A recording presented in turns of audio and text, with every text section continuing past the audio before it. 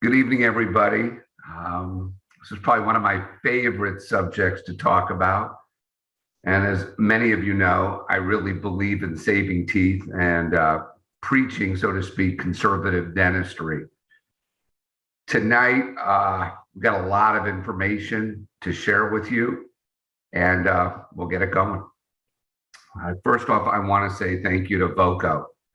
Voco invited me to do this presentation. I obviously use a lot of their great products in my practice, but equally they know that as the founder of Catapult Education, I'll share other products with you tonight, a little bit more emphasis on some Voco products, but I always want to play fair, and teaching is the most important part. At the end of the hour or 45, 50 minutes, on the last slide, there'll be a QR code. That'll be a PDF of every slide of this program. You'll just take your camera and capture it, and there's a direct link to my page, and you can capture the PDF. This broadcast will also be on Viva Learning, and I believe it's tomorrow it will be on, so you can rewatch if you so desire. So the first question: when do you need to place a post?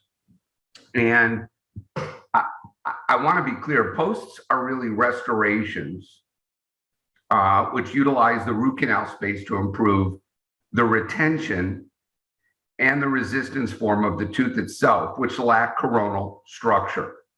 So this is really the critical aspect of what we're looking to do. We are replacing essential lost tooth structure, but posts do not strengthen teeth.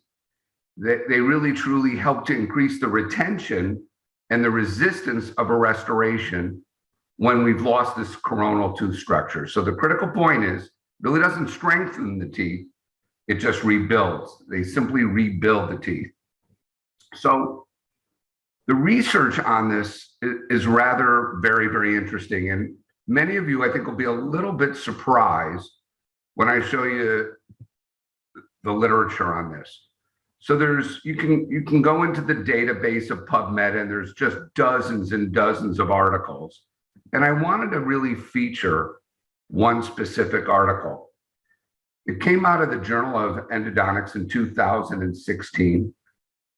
And it really evaluated the long-term clinical outcomes of endodontically treated teeth with or without fiber posts. And these was only for single unit restorations, no bridge abutments. The reason I really liked this study, it was 144 single rooted and or multi-rooted teeth. There were 100 subjects, so obviously there were a couple teeth in certain subjects. And what it was they were determining whether to post or not to post. In other words, a fiber core and a composite core, or just a composite filling. And really, what was the more superior outcome? So what was interesting, the overall survival rate was 89% after 8.8 years, which is a good outcome considering these are endodontically treated teeth. But the survival rate of the fiber posts was 94.3% versus 76% for just a composite buildup. And what's really interesting, and I think it is on the next slide, that yes, endodontically treated teeth, based on this study, that were restored with fiber posts and either a direct composite over them or a single crown, yielded higher survival rates than those teeth that were restored without a fiber post. What was also particularly interesting is vertical fractures of roots not containing a post represented a frequently encountered and serious problem, which is kind of anti-normal thinking. If you think about that. So with just a core, according to this study, more vertical root fractures. So then what are considerations for placing a successful post? Well, we all know a longer post is more retentive than a shorter post, because of the increased surface area. We also know that teeth naturally have a taper, and this increases the risk of perforation laterally during preparation. And I'll absolutely give everybody guidelines. Absolutely. But one of the most important guidelines is in the bottom yellow portion of this slide. And I'll repeat it later. Do not let the canal wall guide your direction. You must have perfect ideal direction so you can control the file, whether it's a Gates Glidden or a reamer, as you're removing gutta percha and shaping the canal. You can never let a wall or the axis guide you. That's the risk of perforation. Longer posts also may increase root fracture, as they may concentrate the stresses on the thinner apical portion under load. So again, these are all the criteria we're thinking about. So the studies have shown about Farrell effect, that really 3 millimeters of partial buccal Farrell effect on premolars, canines, and incisors is really, really a key part of this. I'm going to show you a case where I actually go against it. But it's 3 millimeters of partial buccal Farrell was in multiple studies. Another interesting note, dental tubules become less in number in the canal apically, and this can affect the adhesion or the cementation of a post. Another thing is the studies show you want to have 1 millimeter of Farrell internal wall thickness at a minimum. So let me just show you a slide on that.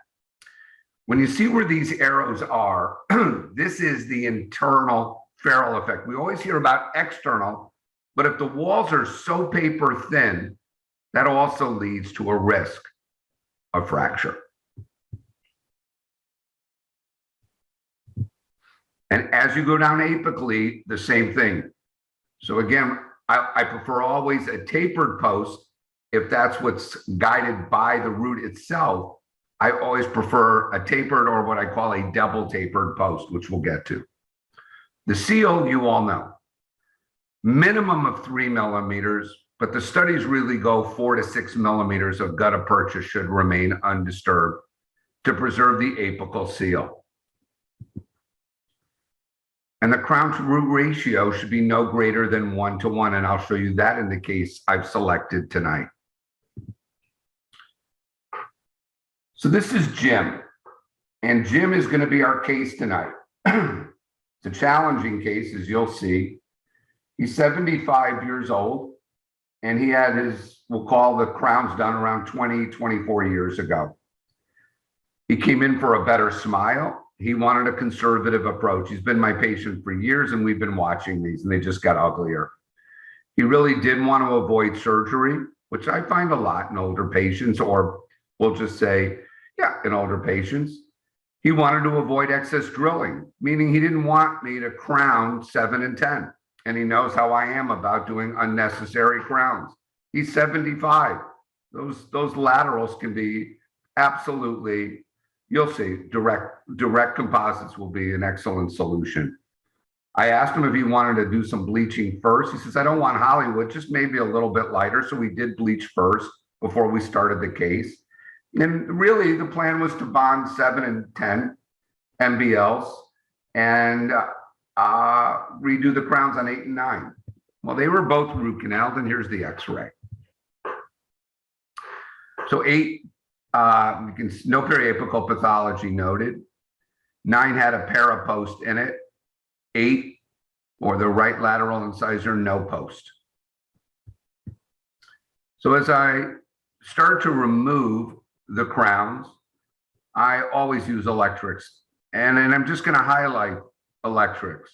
You're far less exertion on the porcelain or the zirconia. In this case, it was porcelain.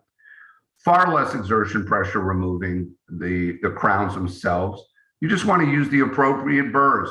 Removing a porcelain fused to metal is totally different than removing a zirconia burr. And there are specific zirconia removal burrs made by multiple manufacturers. And with an electric at 200,000 RPMs, it's just it's just so much easier. And then ultimately you just have less gouging of the prepared teeth. Well, by the time I had removed number 8, let me just kind of show you, this is what I was left with. And this was a challenge. There's no doubt about it. And I used some initial Gates Gliddens to remove the gutta percha, trying to leave around 4 millimeters of gutta percha at the end. Let me just move this up a little. And I want you to understand some things that we look at. So there's your 1 millimeter or more of a ferrule effect. So I've got plenty of internal support, plenty.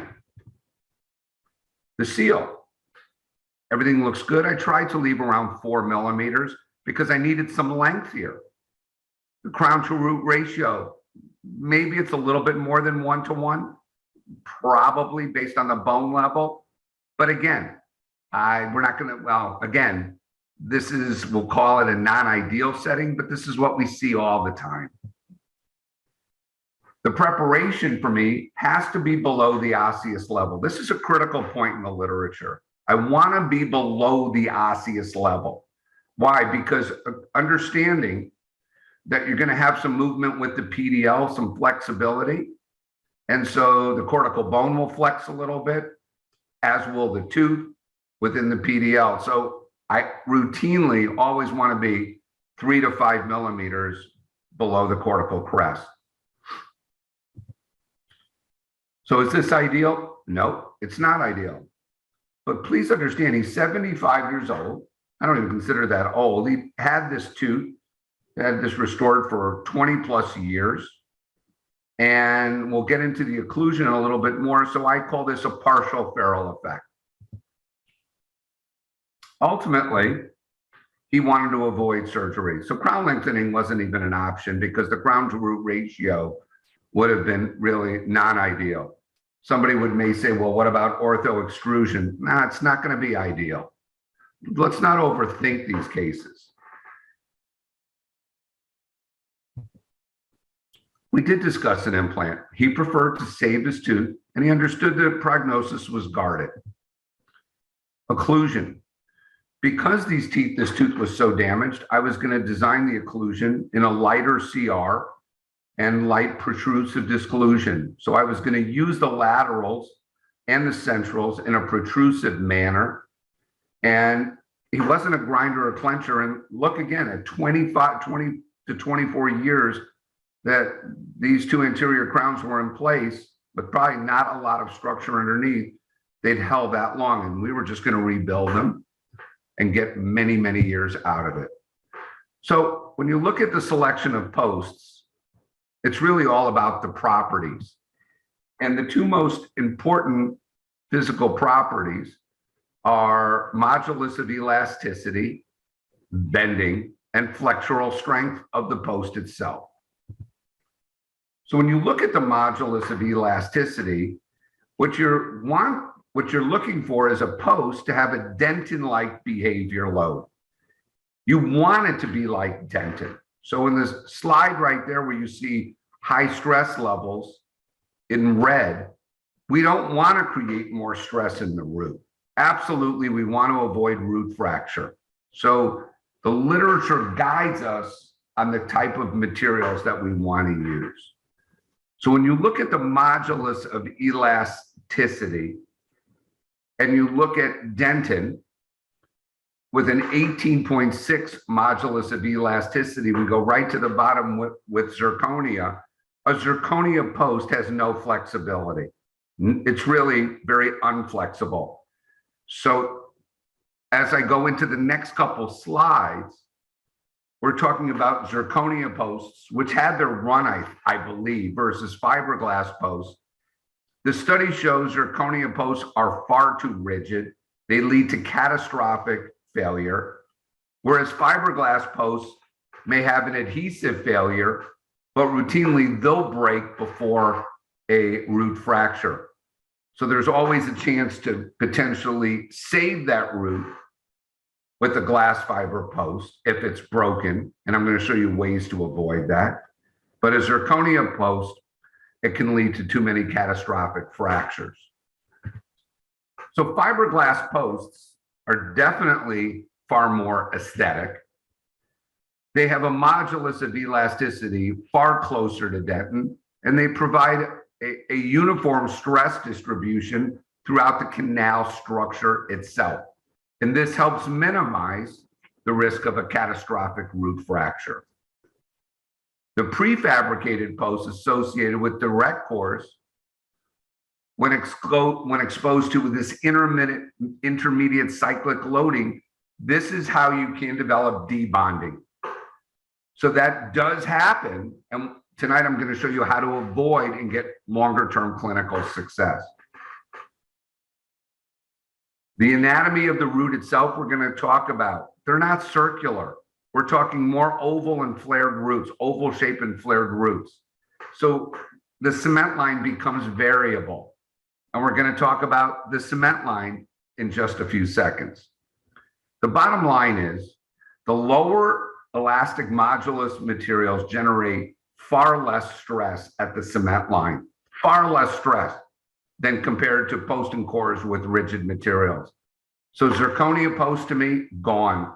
Gold cast posts, gone. And I'll show you ways that we can absolutely take care of teeth that you would think we'd need a customized cast material, but we all know the literature with cast gold posts and root fractures. In continuing to look at this, now we talk about cements and modulus of elasticity. They have a lower modulus of elasticity and lower flexural strength. Yeah, they're great for stress distribution, but they're weaker. So what I want you to understand, you have that potential leakage issue with just cementing a post. Fiberglass posts are also talking about the thickness of resin cement. This study showed the ideal cement was about a little under 0.5 millimeter thick. You do not want these posts to go in and like you push them and they're rock solid. You want to have a little bit of give. And that's what this is showing you. This is 0.3 millimeters. You don't want a snug fit. You actually want that cement to bridge the gap between the canal wall and the post. Resins. Well, what about resins? Well, resins have a great modulus of elasticity, but they do not have the flexural strength needed to hold this substructure in place. And that was what the first study showed tonight. Why a post and core offers a better long-term option than just a core material. So what are the challenges then with posts and cementation? First off, the highest C factor within a tooth is in the root canal itself. That's the highest C factor, far more than a class 1 with 4 walls. These stresses are increased when you do light curing. If you're light curing, you know there's lower light penetration, and you're going to need longer light curing. You're going to need to cure longer in order to secure a complete light curing. But there are challenges even with complete light curing because canals have undercuts and irregularities. So you have to be holding your light at different angles over the canal, just not in one position, almost angling it differently. And you'd be curing for at least 30 to 40 seconds when you're curing, for example, your hybrid layer. And the cyclic loads that concentrate these stresses at the adhesive surfaces, these can cause fatigue over a long period of time. So this is why cementation becomes so critical. And I'm going to walk you through the steps. The most challenging time is you put a temporary crown on a post and core, and you're trying to take off the temporary and it's just not coming off.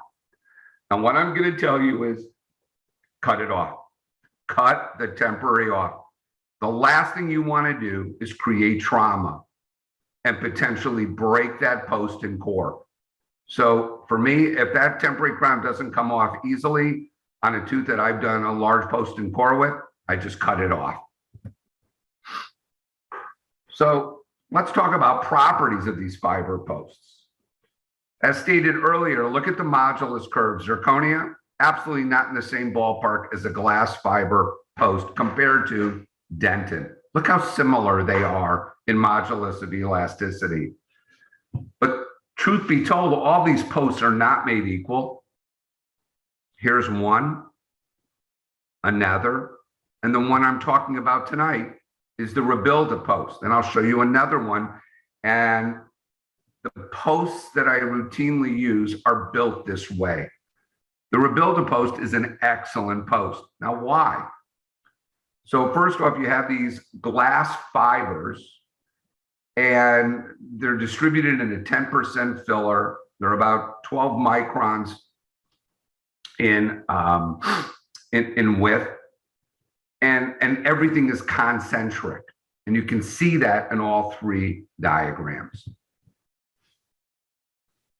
With the Rebuilda posts, there are actually 4 sizes and 4 drills. There's a 1.0 millimeter in addition to the 1.2, 1.5, and 2. Obviously, each reamer relates to each post size. And again, you can see the taper and then the parallel post. So in a sense, it's a double taper. When you look at flexural strength of the Rebuilda post, yes, they're all rather similar, but this is still superior in flexural strength. When I compare to other posts in my practice, this is the Lucent post. And the Lucent post shows 2 properties, flexural strength and modulus of elasticity. Again, very, very critical. They have 6 sizes in the Lucent posts. So down from 1, and you can see categorically how they're every like 1 to 1.15, 1.3, 1.45, 1.6, and 1.75, all color matched with the appropriate reamers. Same thing, unidirectional fiberglass rods. So it's all on the construction with a strong resin matrix. Again, like curing. Also, what's very, very interesting in this is a new type. And I'll just show you the Twin Lucent. The Twin Lucent is a interesting fiberglass post because the middle is narrower and it has a vented groove. And this kind of minimizes bubbles per the studies. And it also interesting because you can see the taper on one end and the parallel on the other. So it kind of locks in the midsection. And the cool thing is if you've got a larger canal, you can flip it upside down and it can actually go in as a parapost or a parafiber post than as a tapered fiber post. And that's the Twin Lucent from Dentatis. So let's go through with all of this. Let's start going through the preparation of the canal. So you start routinely with Gates-Glidden's. That's my go-to always to start removing gutta percha. And then you will use the select reamer or start with the smallest reamer and then go up in size. And that's what I do. I'll always start with the smallest reamer unless the canal is just so large, like the one I'm going to show you. So routinely 10,000 RPMs, Gates-Glidden's. And then once I've removed the gutta percha, I start now reaming the canal with the appropriate sizes, but again, usually small to large. And there's like a 1/4 round burr. Sometimes I use a 1/4 round burr to remove the gutta percha in the irregularities of the canal. Second time, I'll repeat this. Never let the canal orifice guide your files and reamers. You want to feel 100% in control that you can see the gutta percha and that the canal orifice or even an orifice, you know, through a zirconia crown, if that's what you're working on. Never let the orifice guide you. You want to have full control removing that gutta percha. So in this case of a large canal, I just went to the yellow reamer, the largest reamer, because the canal was huge. If I was using the Dentata system, I'd go right to the blue, the largest size. Now the next step is you've created your canal shape. How are you going to clean the canal? And I think this is critical. So couple key points. Instrumentation will produce a smear layer. And in the smear layer, all of those canal walls, you're going to have the bacteria and the byproducts of that bacteria, but you're also going to have all that junk, so to speak, or schmutz is what they call it. You could have gutta percha lodged inside along the canal wall. The problem is you got to be bonding this in. And we just talked about all the failure possibilities. So if you have a smear layer that's blocking the dentinal tubules, which are fewer apically, you're going to get bad bonding. You're going to get bad adhesion. So you must clean the walls. You must. Because as this study showed, it's inevitable you're going to get the smear layer. It's inevitable also that even when you're preparing your canal with these rotary reamers, they're all circular, but your canals are often oval. And so as a result, you just can't expect the reamer to remove everything. So these are just a couple of cross sections I took out of the literature. So you can see the center part, the circular part, but on the next slide, as an even better example, look what's clean based on what the reamer removed.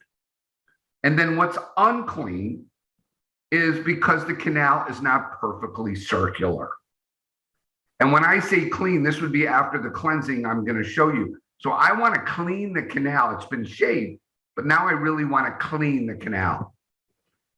So what's our approach? So this study showed the clinical relevance of luting to contaminated dentin. And ultimately, what the study showed was that low pressure alumina particle abrasion provides significant improvement in bonding to dentin. You must micro etch your canal. So you've now created the shape. Now we've got to clean it. The particle abrasion is through alumina oxide.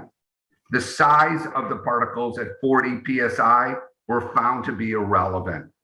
So all you're going to do is micro etch that canal. I'll take a look at this picture. Imagine if you were bonding to the dirty canal or chamber versus the clean. It's night and day. So understand this tooth has been crippled. We understand that. But now how are we best going to bond? We must clean it. So micro etching to me is an absolute must for long-term success. So now we'll go into step 3, selecting the right post. So here's the canal. And typical of many canals, one size did not fit at all. So I'm going to walk you through a process where I'm not going to use one post, and just fill it up with a cement or a core material. Because the ideal, let's say, material to fill this up with the cement isn't strong enough, nor is really the core material. I want more strength. I want more flexural strength, but with the ideal modulus of elasticity. So I select a master post, and then you start picking on combinations. And so with one master post going a length, I then start filling the canal up with multiple other posts in the system. You just want to note which one goes in first, then second, then third when you're delivering all at one time. So just note the order, 1, 2, 3. So now preparing the post for cementation is another critical step. So this is step 4. So I go back to the literature, the effects of surface treatments of glass fiber reinforced posts on bond strength to root dentin. So let's get into how do we treat these posts. The first one is the coronal region of the root canal will routinely exhibit higher bond strengths to your post and core than apical regions, and we've discussed why. Cleaning the post with phosphoric acid or hydrogen peroxide after trying them in will increase the strength for post retention. So we want to clean the post. Micromechanical treatment followed by silane application can also result in optimal bond strength. So let me show you, based on the literature, what I do. I'm going to use either an Ivoclean or a Zerclean. Yes, you can micro etch these posts. You can. And that's an alternative. What I prefer to do is I just will use, and this is a hydrogen peroxide based material, sodium hydrogen peroxide, 20 seconds, and then you just rinse them off, all three posts. So we're decontaminating, also increasing the surface area for better adhesion. After rinsing and air drying with an air only syringe, because I don't want any moisture, I'm using an air only syringe. The studies then show, how do we really bond to these posts? And you need silane. So here's your options. You've cleaned the posts, you've rinsed them and you've dried them. Two materials, and there's many out there.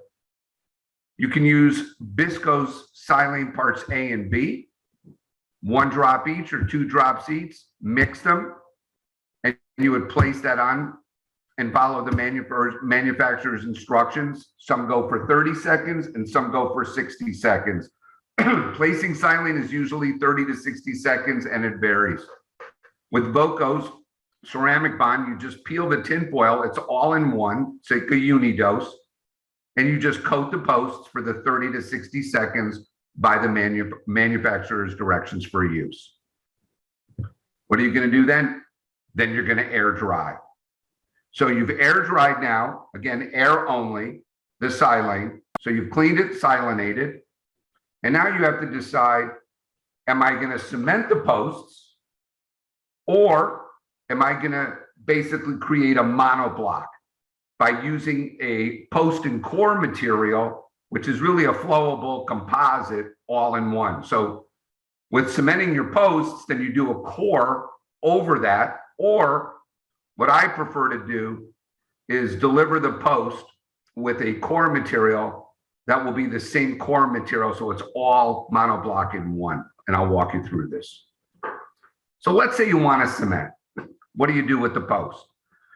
If you use a self-etching post, the self-etching cement like Bifix SE from Voco, you do not need to put any adhesive on the post. I want to be clear here. No adhesive, because it's a self-adhesive, it's a self-etching cement. If you're using Bifix QM, then you need to put a bonding agent on the post. So you've got to know, if you're cementing, am I using a self-adhesive or not a self-adhesive?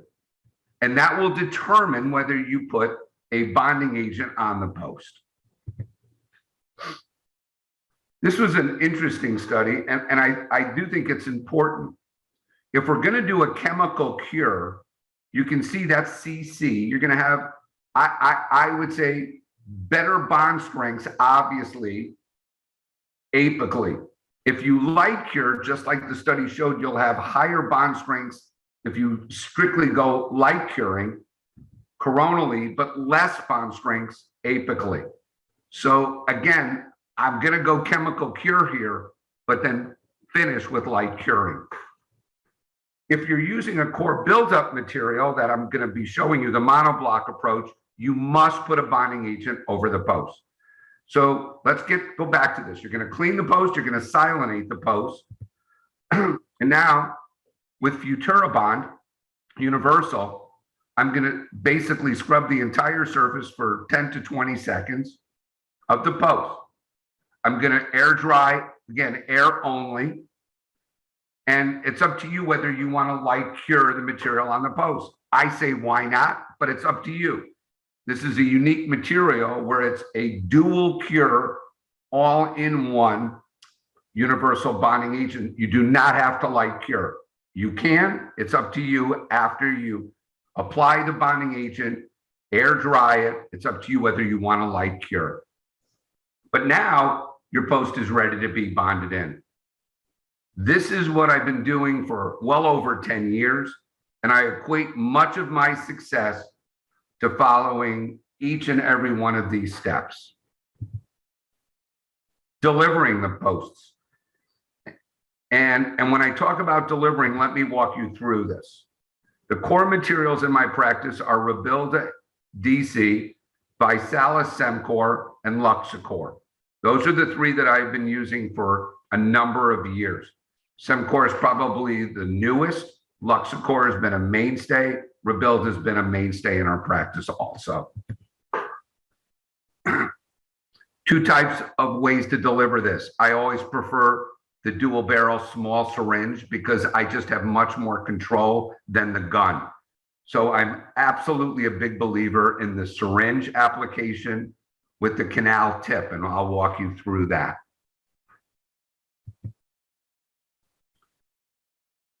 So the way I look at Rebuilda DC, it's got an ideal flow. It's very, very easy to stack. It's got very low extrusion force. You don't want to be shaking and pushing and exerting on that tab to push it out. The working time is 2 minutes. So you have plenty of time to inject the canal, place it in the canal, and place your 3 posts. You got 2 full minutes. The self-curing time is 5 minutes. And if you were doing a buildup and like curing, you'd have to be doing a buildup in 2 millimeter segments, which is not what I do. So I basically will let it self-cure. So ideal flow, easy to stack, really low extrusion force, but it's not running. And that's the beauty of it. So now the canal. What kind of bonding agent are you going to use in the canal? These are all universal bonding agents. The two I most use in my practice are Bisco's All Bond Universal, which is a light cured universal, and Futura Bond U, which is truly a universal of light cure, dual cure. They bond to everything in my world. Enamel, dentin, metal zirconia, composite, and they can go dry or mildly wet. In a canal, you're not going to selective etch. A universal bonding agent can be used a total etch, selective, or self etch, but in the canal itself and the remaining two, I don't have any enamel. So I'm either going to total etch or self etch. So should you etch? That's a question. So I just want to show you kind of bond strengths and let you kind of look at the differences. I want to move this tab down just a little. Okay. So this is a total etch, and we're going to light cure the composite. When you look at Futura Bond, you will see on the graph enamel in dark blue and dentin. Now this is the sheer bond strength of a total etch. This is the self etch of a light curing core material again. Now what you're looking at is you will see that, again, the enamel has come way down from the total etch. But if you total etch the canal, the dentin really stays the same. On the total etch, here's the self etch. So whether self etching or total etching, the dentin remains the same once it's cleansed properly. That's a beautiful part of why I use Futura Bond routinely in most of my post and core deliveries. Look at that dentin bond strength, whether you total etch or self etch. Since there's no enamel, again, then with light curing, there really isn't a need in my world to etch. Since I'm doing a chemical cure, I really did not feel a need to total etch there. Now, can you? Absolutely, you can. Sorry, I don't know why. There we go. Let's talk about shear bond strength, total etching, again with a chemical cure. Now, this is really important. The first one was light curing. With a chemical cure, you can see that you will get better dentinal bond strengths when you etch. So here's etching. Here's self-etching. So self-etching has gone down as far as bond strength goes. So self-etching a chemical cure, you will lose dentin bond strength.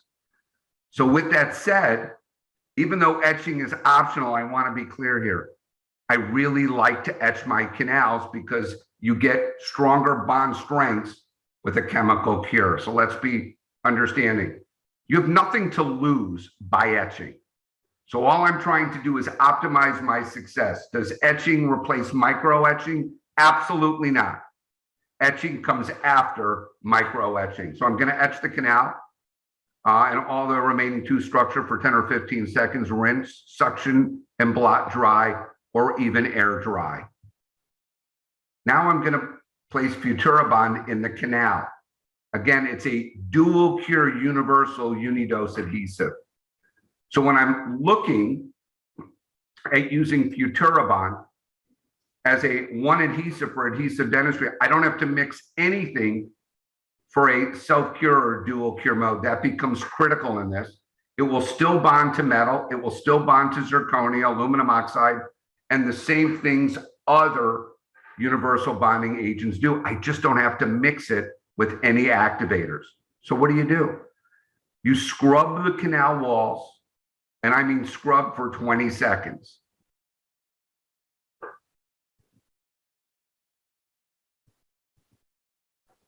You're going to air dry again. Now, for me, this is a dual cure material. But why am I light curing? I'm light curing to maximize my bond strengths on the remaining dentin that's coronal. And I have no issue light curing for 30 seconds, moving my light at different angles, trying to light cure my hybrid layer. And if I don't cure it fully, this is a dual cure material, and that's the beauty of it. It will chemically cure. Delivery. I'm going to place the canal tip all the way to the bottom of the canal. Slowly extrude the material. Keep your tip in the material always, and just slowly lift the syringe up. And the material will push it up slowly. Then you're going to place your large post. Then you're going to place the second post. Then you're going to place the third post. You have 2 minutes of working time. You tack cure for maybe 5 seconds. I'm going to add more material. Yeah, it kind of looks like a mess. No big deal. I'm just going to add more material for the core buildup to create the monoblock. And I'm going to tack cure on the buccal and lingual. Put a bite block in and let your core material self-cure. Don't light cure. Let it self-cure. You're going to minimize C-factor stress. You're going to have less shrinkage stress in a chemical cure, which will be less stress in the canal itself.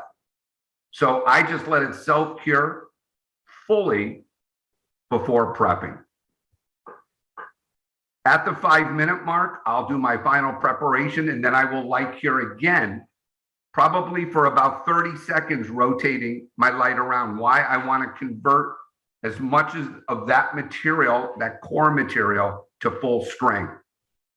So I do a post-cure after prepping the tooth. So this was now number 9. And it's got like a Parapost in. It's been in for 20 years.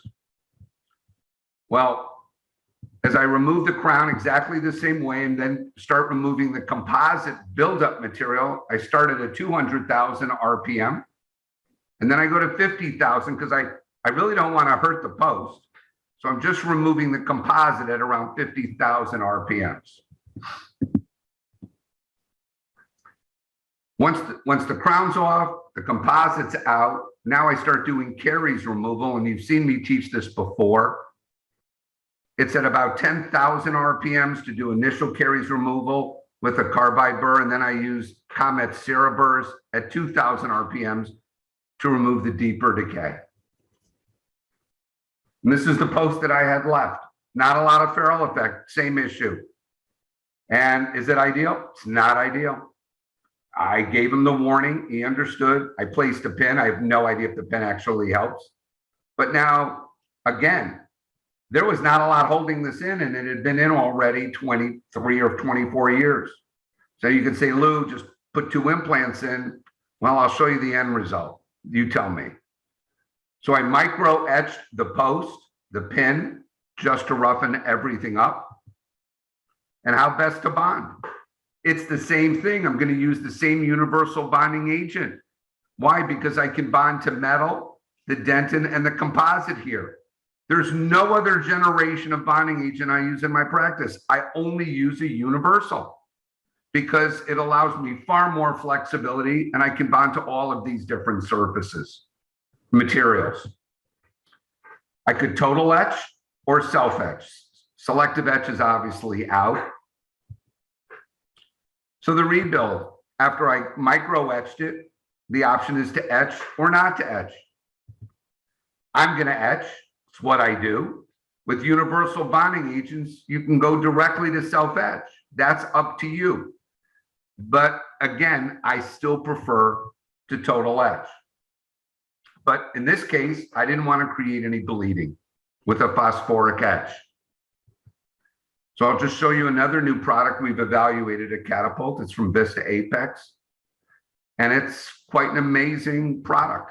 It's an alternative to phosphoric acid. It's called Clean and Boost. It's a nitric acid. And you basically are etching like getting enamel and dentin surfaces etched. It actually can stop a little bleeding the way it works. But I would just tell you, when I'm doing class 5s on geriatrics with hemorrhagic tissue or other areas where I'm worried about bleeding, I have moved my etching technique from phosphoric to Clean and Boost. So with Clean and Boost, it's same etching times. I'll etch for pretty much 10 or 15 seconds because this is a dentin only etch. Rinse. I will dry this because I've got to bond to the metal surface of the post and the pin. So again, I just open another Futurabond. I mix the Futurabond just to stir it. Then I'll apply it for 20 seconds, scrubbing the post, the pin, the tooth. I'll then air dry with air only syringe, and I air dry at a little bit of a distance for about 5 seconds, light pressure. And then I come in closer to the preparation and I air dry another 5 seconds a little more aggressively. I don't just go 2 seconds aggressive, that splatters everything. I will then light cure this for about 30 seconds, rotating my light to make sure I hit the buccal and the lingual surfaces and all the undercuts. Again, I'm going to use Rebuilda, but I'm going to use it in a chemical way. I'm not going to rebuild it 2 millimeters at a time. So I'm just going to inject, tack cure, let it set the full 5 minutes. I will prep and then relight cure again. So when I'm done, here's my final preps. You can see the 3 posts on number 8. I just needed to round over the incisal line angles here, looking at the occlusal clearance to make sure we have plenty of clearance. Here's an x-ray of my 3 posts in number 8, the original pair of posts still in place.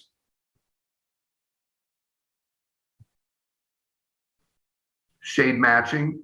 There you can see we've already bonded number 7. We've already bonded number 10. This is what we did in 1 visit. And these were his temps. Why do I show them to you? They were too long. I didn't like the shape. So I had to equilibrate them down to make sure to minimize any protrusive interference. And at delivery, you can see they were shorter. You'll be able then to see the protrusive disclusion, including the laterals. The laterals were both bonded. This was his smile line. I think very natural for a 75-year-old male. This is 5 years later. This is last year. We took some x-rays of whatever, routine x-rays on him. Everything's been stable. Now we're 6.5 years in. And the goal tonight for me was I wanted to share with you the essence of understanding really the essential steps of placing post and cores and the reasons why.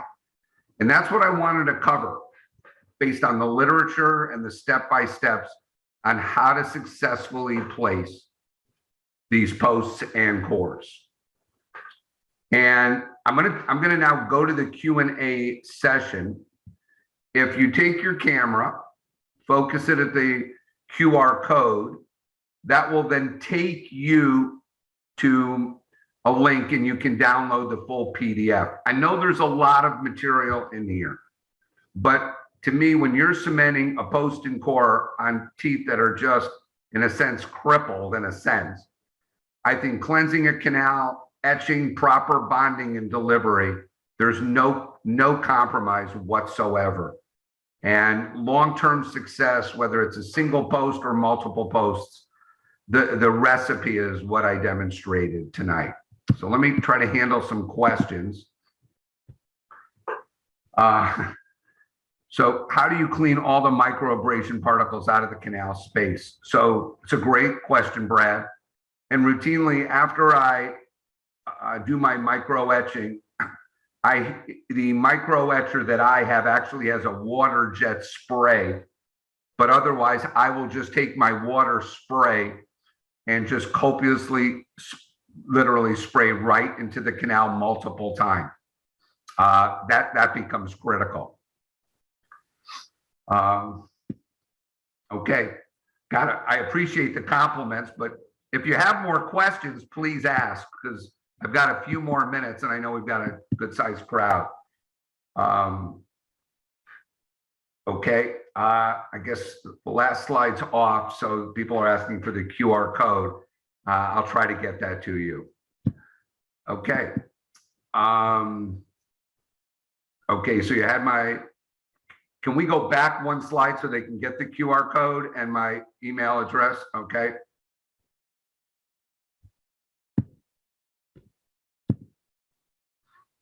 And that's my email address. And I think we've got a few more questions.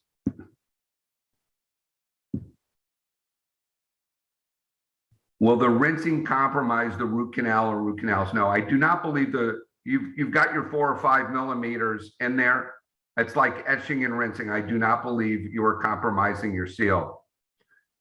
As far as micro etching, Justin, micro etchers, I pretty much use micro etchers every day in clinical practice. There are some that are very inexpensive. They just will attach to your air handpiece, your air hookup, and you can go directly to your teeth to enhance your deliveries of your crowns or onlays, or just your surfaces in general, like a root canal. So micro etchers, there are many in the marketplace today for purchase. The question was, how do you feel about using EDTA? I use EDTA when I'm doing root canals. I believe it's one of the essential cleansers. Could you clean the canal with EDTA? I guess you could afterwards. I just prefer microabrasion for it. But in no way am I saying you're wrong to use EDTA. I just don't use it for that purpose. I feel the smear layer is so embedded in the canal walls, I really have to blast it out. And I think when you do root canals and even just core chambers, you'll see the opportunity is just much cleaner. So the question is, what about teeth with less than 2 millimeter ferrule effect that Ali asked? Well, Ali, I would tell you that these are absolute questions in time. So if I'm working with a tooth that does not have an ideal 2 millimeter ferrule effect, I then look at either ortho extrusion, if I can hopefully have a long enough interior, it's usually on interiors, or I'm doing crown lengthening. So anybody of a younger age, in this case, Jim was 75, and he did have ferrule effect. But if I have no ferrule effect, I have seen way too many posts fracture really right at the gum line because of occlusal forces. So I do believe in crown lengthening for this, or orthodontic extrusion, and sometimes finishing with crown lengthening even after a little bit of ortho extrusion. So I have done both of those. Hang tight, just trying to get to all of them.